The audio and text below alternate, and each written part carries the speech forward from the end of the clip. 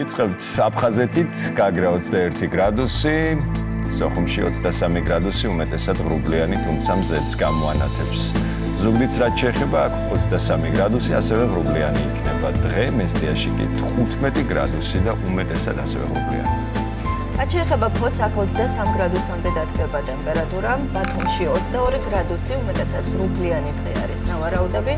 ოზურგეთშიც 22 გრადუსამდე დადგება ტემპერატურა, ქუთაისში 24 გრადუსია ნავარაუდები.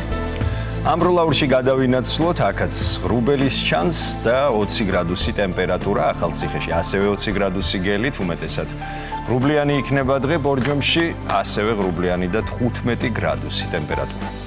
12 გრადუსი არის ნავარაუდები ბაკურიანში, გორში 22 გრადუსამდე დადგება ტემპერატურა, 22 გრადუსი იქნება ასევე ცხინვალში. სტეფანწმინდაში 13 გრადუსი და წვიმა. წვიმს გუდაურშიც 8 გრადუსი ტემპერატურა, თელავში 18 გრადუსი გელით და წვიმიანი იქნება ამინდი ამ შემთხვევაშიც, როსტავში 23 გრადუსიო გვამცნობენ სინოპტიკოსები და აი ჩვენს დედაქალაქ თბილისშიც წვიმს 22 გრადუსი ტემპერატურა.